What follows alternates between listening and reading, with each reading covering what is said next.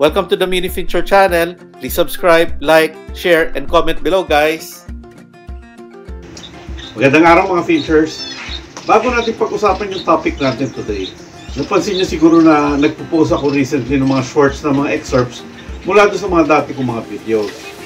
Yan ay ginawa ko para may option naman kayong panoorin yung part lang na gusto yung topic mula doon sa mga dati kong full videos. Okay, so ang pag-uusapan naman natin sa episode nito ngayon ay yung mga iba't ibang nesting materials na ginagamit para sa mga finches. Ito yung mga nasubukan ko nang gamitin sa mga naging alaga kong finches before. Kaya huwag kayong aalis, mag-i-intro lang muna tayo ulit.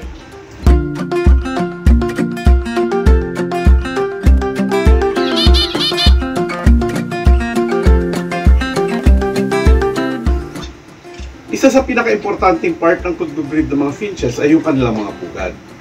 May episode nga ako dati na ginawa tungkol sa dalawang klase ng pugad o nest na nababagay sa mga alaga nating finches at kung ano-ano yung mga advantages at saka disadvantages ng bawat klase. Ilalagay ko na lang din ang link sa description ng video na ito para kung nais yung panoorin yun. Pero ngayon, ang topic natin ay yung nesting materials na ginagamit naman ng mga ibon para sa mga nest box nila. Marami kasi mga klase ng nesting materials na pwedeng gamitin at may kanya-kanya ring preference yung mga ibon kung alin ang gusto nilang gamitin para sa kanilang mga pugad. Meron ibang parents na gusto ng malambot na materials at meron din naman yung mga gusto ng matigas at makapal na nesting materials. Kaya isa-isahin natin yung mga yan.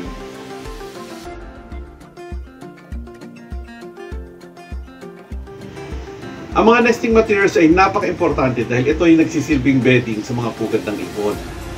Bukod sa naidudulot na itong lambot at init, nagbibigay din ito ng sense of security sa mga ibon dahil meron silang taguan. Ang mga nesting materials ay hindi lang naman ginagamit ng mga pares para hindi gumulong-gulong yung mga itlog sa pugad, kundi para rin may maayos silang matutulugan. Ginagamit din ng mga finches ang nesting materials na ito kapag nanliligaw ang mga ibang mga lalaking finches. Makikita nyo kasi yung mga cock na may bit-bit na may mga nesting materials sa kanilang mga tuka habang sumasayaw sa harap ng hen kapag gusto na nilang makipag-mate at magsimulang gumawa ng pugad. However, iba-iba yung mga trip ng mga nesting materials ng bawat ibon. Kaya minsan, kailangan mong mag-trial and error hanggang makuha mo yung gusto nila.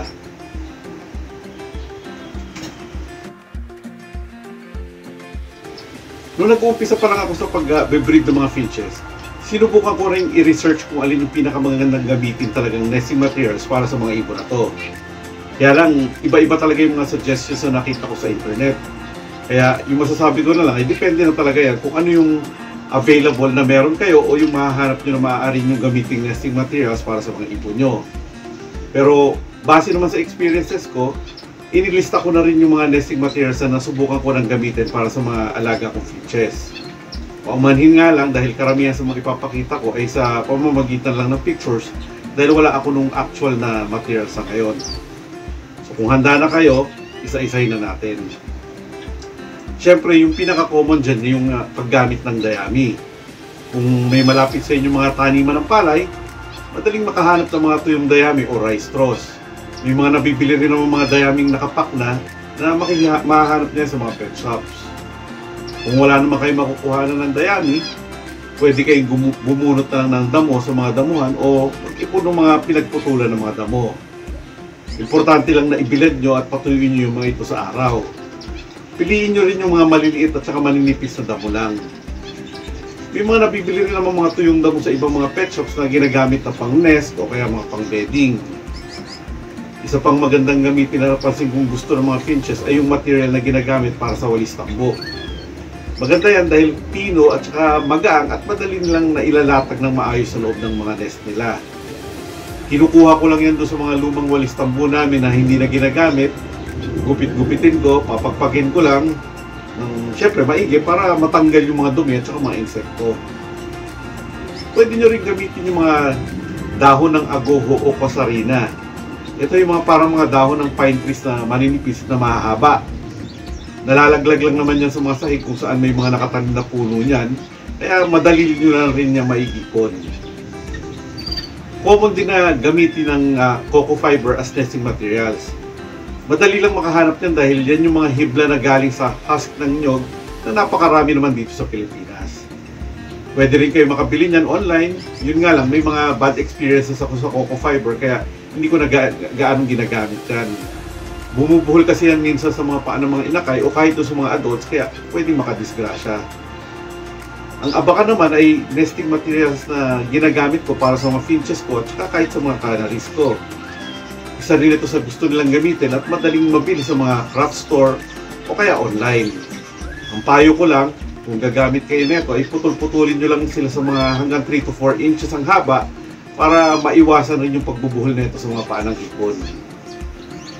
Bukod sa mga yan, ang isa pang maaari nyo gamitin para sa mga pugad ay yung jute na similar sa abaka. Dalawang klase ang pwede nyo gamitin na gawa sa jute. Meron kasing nabibiling jute fiber at meron din yung jute ropes. Regardless kung alin yung gamitin nyo dyan, gupit-gupitin nyo rin sila na katulad ng coco fiber at abaka. Minsan kasi ay nagbubuhol rin na yan pagka sobrang hahaba. Isa pang nasubukan ko na gamitin para sa mga finches at canaries ko ay yung bulak or cotton. Pero usually ginagamit lang nila ito pang dagdag bedding sa kanilang mga pugad. Kumbaga hinahalo lang nila ito sa ibang mga nesting materials as additional layer para siguro mas malambot at saka mas mainit. Minsan ay sumubok na rin ako gumamit ng shredded na papel as nesting materials. May mga pares ako na gusto ito at ginagamit kaagad nila para sa pugad. Kaya lang, parang mas madaling dumumi yung mga papel. Isa pang payo ko kung gagamit kayo ng shredded na papel, huwag puting papel ang gamitin nyo dahil mahirap pakita yung puting itlog sa puting papel. Kaya minsan nababaon yung mga itlog sa ilalim na hindi nyo napapansin at kahit yung mga magulang hindi nila napapansin. Gaya ng papel, pwede rin kayo gumamit ng tissue paper na ginupit-gupit o kaya pinunit-punit.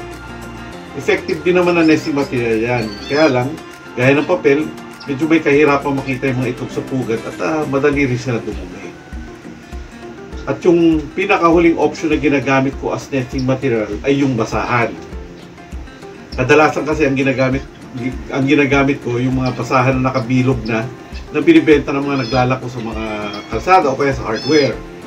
May mga pares kasi ako na ayaw maglagay ng nesting material sa nest box nila, kaya ang problema, gumugulong-gulong yung mga itlog at minsan hindi rin nalilimliman ng maayos. Pero ako na mismo yung naglalagay ng basahan sa loob ng nest box nila dahil hindi naman nila ito kaya. Kumbaga, puwersahan na lang para maging maayos yung paglilimlim nila sa mga itlog.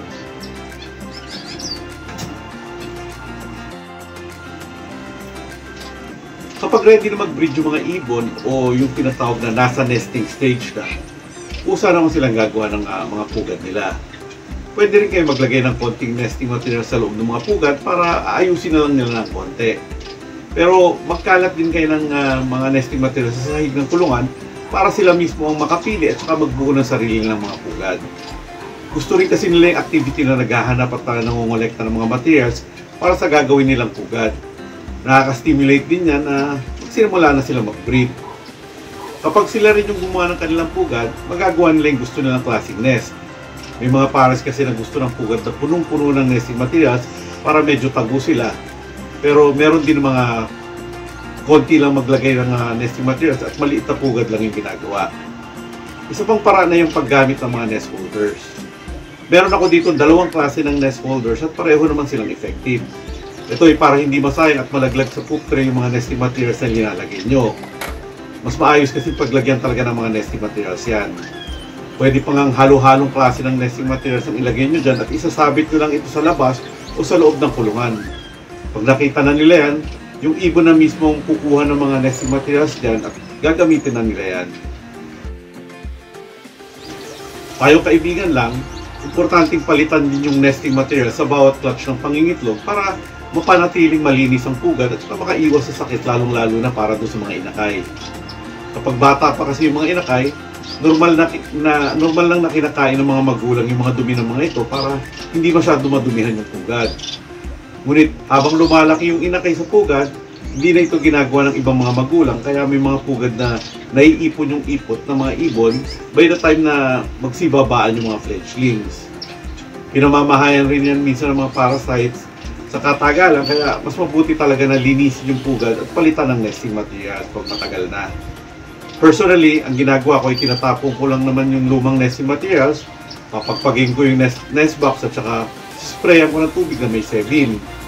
Ibibilad ko lang saglit sa araw para matuyo bago ko ibalik yan sa kulungan. Paalala lang ulit na iniimbita ko kayo na mag-subscribe sa channel ko na ito at mag-like, share at comment na din kayo kung may dadagdag pa kayo doon sa mga napag-usapan natin ngayon. Hit the notification bell na rin para malalaman nyo sa tuwing may bago akong upload na video. Hanggang sa susunod na lang ulit mga Pinchers. Paalam at salamat.